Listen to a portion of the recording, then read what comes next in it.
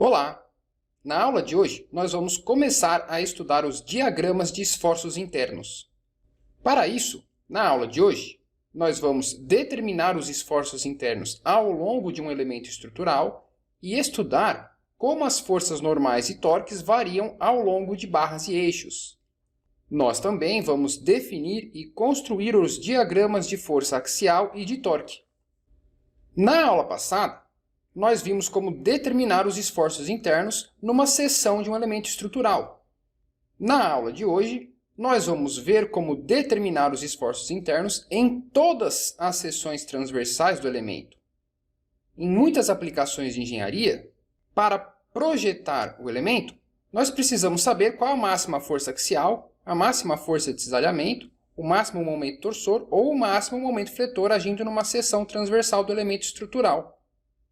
Na aula de hoje, portanto, nós vamos utilizar as equações de equilíbrio para determinar as variações da força axial interna ao longo do comprimento de uma barra. E vamos também usar as mesmas equações de equilíbrio para determinar os torques internos transmitidos pelas seções transversais de um eixo.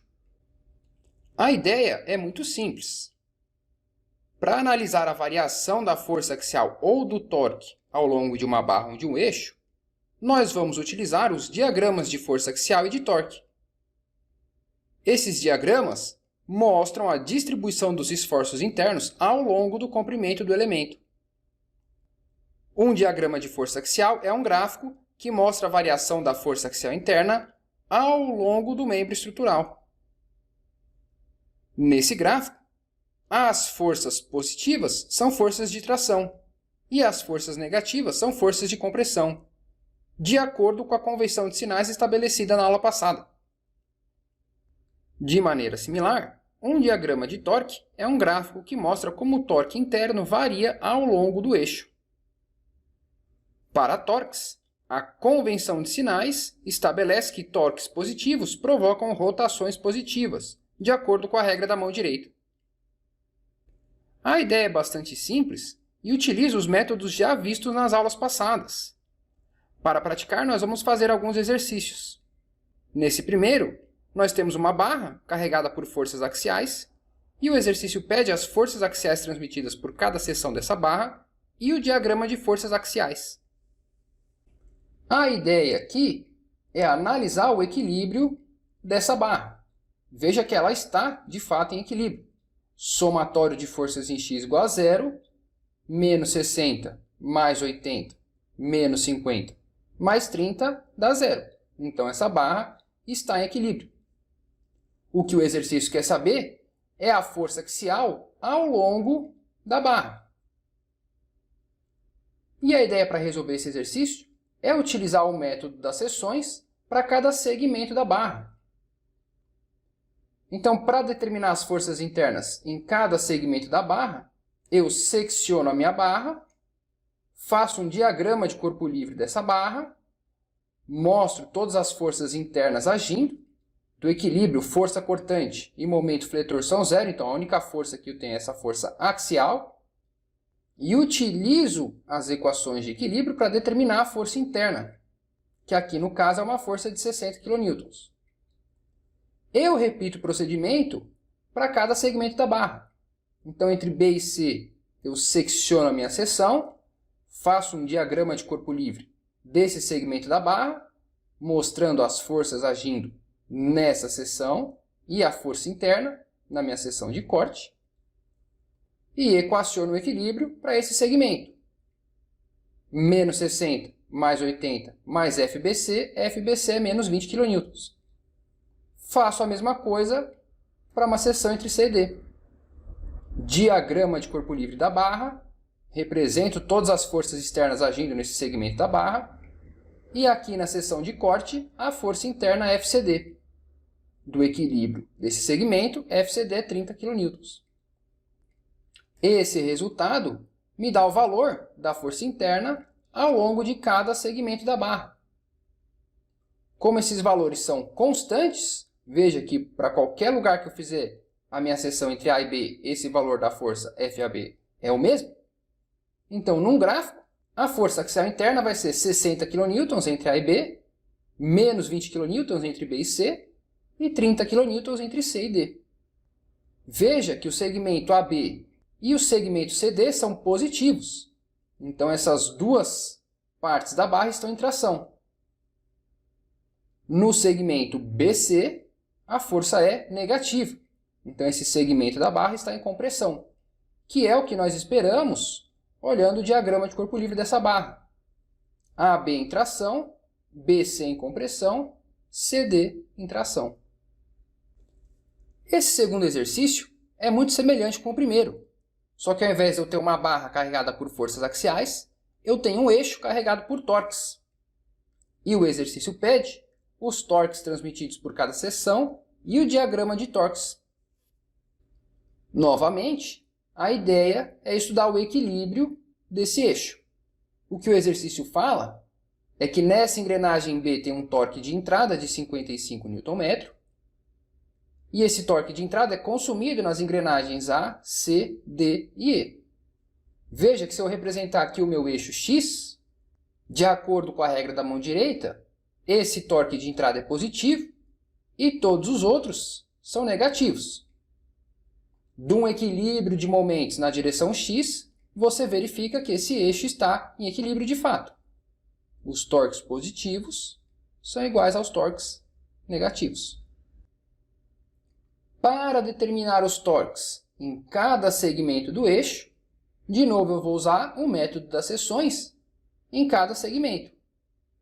Então, escolhendo uma seção arbitrária entre A e B, eu secciono meu eixo e represento aqui o torque de 20 Nm, que é o torque externo agindo nesse segmento do eixo, e aqui o meu torque interno positivo, de acordo com a minha convenção de sinais para torques. Um somatório de momentos na direção X me fornece TAB mais 20 Nm. Seccionando entre B e C, eu tenho esse diagrama de corpo livre do equilíbrio de torques, TBC menos 35 Nm. Faço a mesma coisa para os outros segmentos do eixo. Secciono entre CD e faço um diagrama de corpo livre dessa porção do eixo, que é o que está aqui. De um equilíbrio de momentos na direção X, TCD é o menos 25 Nm. Finalmente, a última seção entre D e E, diagrama de corpo livre, somatório de momentos em relação a X, TDE menos 10 Nm. Esse cálculo me fornece o valor de torque ao longo de cada segmento do eixo. Como esses torques são constantes, eu posso plotar esses torques ao longo do comprimento do meu eixo. Então, entre A e B eu tenho um torque de 20 Nm positivo, entre B e C menos 35 Nm, entre C e D menos 25 Nm, e entre D e E menos 10 Nm. Então, isso aqui me dá como que o torque varia ao longo do comprimento do eixo. Veja que eu posso dizer o somatório de momentos em relação ao eixo X, ou também os torques. O momento torsor é o momento que provoca a torção do meu elemento. Então, os sinônimos são momento torsor, momento em relação ao eixo X, ou simplesmente o torque. Nesse último exercício, nós temos um tubo de aço de perfuração sustentado por uma plataforma e o exercício pede o diagrama de forças axiais. O que nós temos aqui é uma foto do meu tubo de aço e aqui um desenho esquemático. Esse tubo de aço tem um comprimento L, um diâmetro D e a espessura da parede T, de acordo com os dados do enunciado. Além disso, o material desse tubo tem uma densidade ρ. E o exercício quer saber a força axial interna em função dessa coordenada x. Ou seja, eu quero determinar a força axial interna para cada uma das seções ao longo do meu tubo. Para resolver esse problema, eu começo com o meu diagrama de corpo livre. Então, aqui em cima nós temos um engaste, portanto, aqui tem a minha força de reação, que eu posso arbitrar um sentido. Aqui vou colocar a minha força de reação para baixo. O tubo tem um peso total W, portanto, o peso por unidade de comprimento, vou chamar de Wzinho, é o W sobre L. Esse peso W é o volume do tubo vezes a sua densidade. A área transversal do tubo, como o tubo é uma coroa circular, a área é o π sobre 4, diâmetro externo ao quadrado, menos diâmetro interno ao quadrado, que eu escrevo como diâmetro menos 2 vezes a espessura da parede. Simplificando isso, a seção transversal desse tubo é isso aqui. Essa área da seção transversal vezes o peso por unidade de comprimento é o meu Wzinho. O peso por unidade de comprimento é a densidade vezes a gravidade vezes a área. O peso total do tubo é o Wzinho vezes L. Portanto, desse diagrama de corpo livre, somatório de forças em x igual a zero, R mais Wzinho L igual a zero. Então, a minha reação R é o meu menos W, que é o que nós esperamos. Essa reação é para cima e tem módulo igual ao peso total do tubo. Mas o que o exercício quer saber é o diagrama de forças axiais. Então, para isso, eu tenho que escolher uma seção arbitrária do tubo, localizada a uma distância x qualquer, e determinar a força axial interna agindo nessa seção em função dessa coordenada x. Seccionando meu tubo numa seção arbitrária, eu posso trabalhar com o segmento do tubo acima ou abaixo da minha seção. Veja que aqui no plano de corte, eu vou representar as forças axiais internas, positivas de tração. Para o segmento superior, esse comprimento é x. Para o segmento inferior, esse comprimento é o comprimento total L menos x. Posso usar qualquer um desses diagramas de corpo livre para determinar a força axial interna. Para a porção superior, somatório de forças em x igual a zero, eu vou ter R mais o estático equivalente dessa força distribuída, que é o Wzinho vezes x, agindo aqui no meio da seção, mais N de x igual a zero. É o que está aqui. R igual a menos W, rearranjando essa equação, N de x é o Wzinho, L menos x. Claro que se você fizer a análise para essa porção do tubo, o peso total é o Wzinho vezes esse comprimento, L menos x, somatório de forças em x igual a zero, vai me fornecer o mesmo resultado. Veja que ambos me fornecem a expressão para a força axial em função da minha coordenada x. Então, eu posso plotar essa força axial em função da coordenada x. Esse aqui é o meu diagrama de forças axiais. Como o tubo está na vertical, então o eixo das abscissas acompanha o eixo x na vertical. Então, forças positivas estão à direita e forças negativas à esquerda da minha abscissa.